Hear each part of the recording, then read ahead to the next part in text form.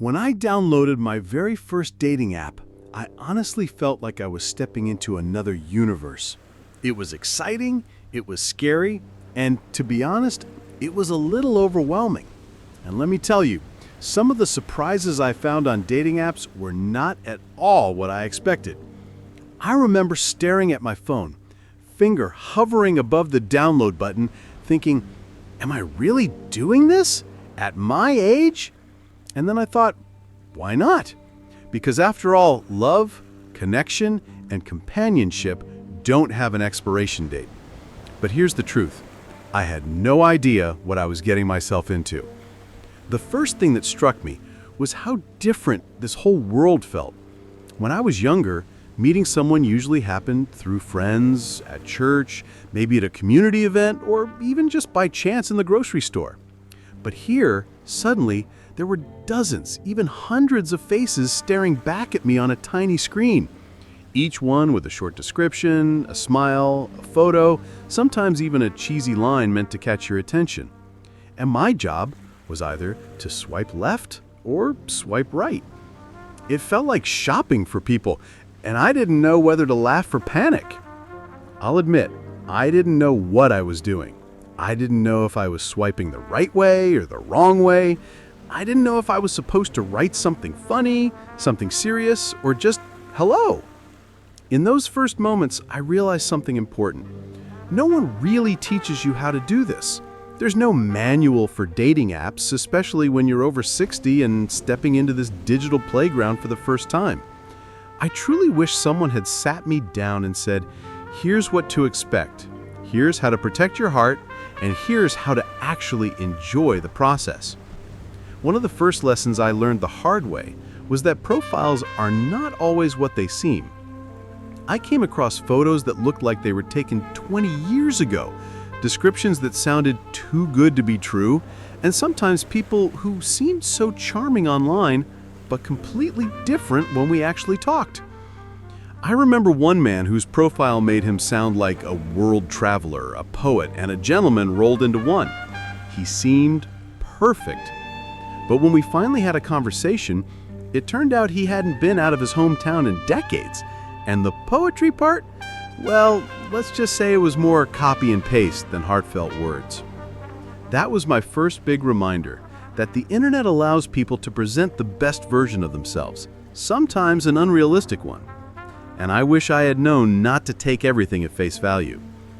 Another thing I quickly realized is that there's no rush.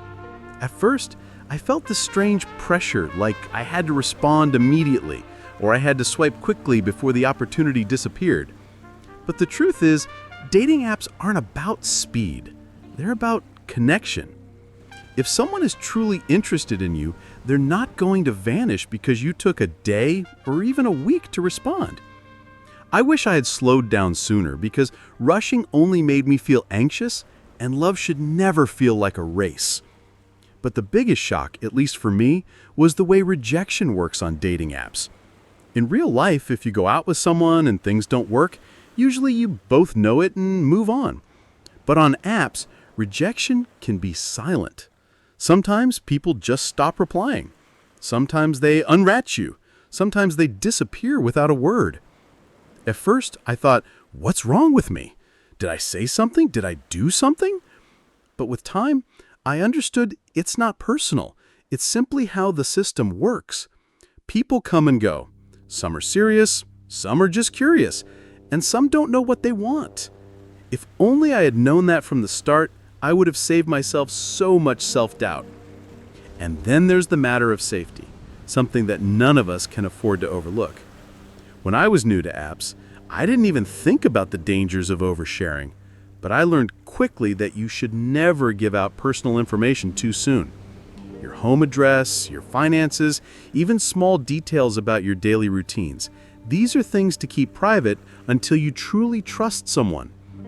I wish I had been told right away to treat online dating like meeting a stranger in real life. Cautious, respectful, but open. Because safety doesn't kill romance. If anything, it protects it. Now, all of this might sound a little overwhelming, but let me share the brighter side, because there absolutely is one. What surprised me the most was that dating apps can actually be fun. Yes, you heard me, fun. I laughed at some of the silly profiles. I felt butterflies again after years of thinking that part of me had gone quiet, and I rediscovered the thrill of possibility. There was something so refreshing about realizing that even after 60, I could still feel excitement, curiosity, and even a little nervous energy just from talking to someone new. That, to me, was priceless. And here's the beautiful truth. Not every connection has to lead to marriage or some grand romance. Sometimes you meet someone who becomes a friend. Sometimes you have a great conversation that brightens your day. And sometimes, yes, you find someone truly special. But each experience, no matter how small, teaches you something about yourself.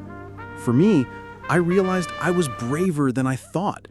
I realized that my story wasn't over, and that it was okay to still hope, to still dream, to still believe in love.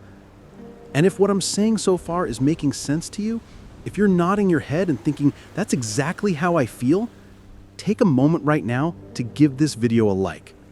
It might seem like a small thing, but it really helps more people like us find these conversations and feel less alone.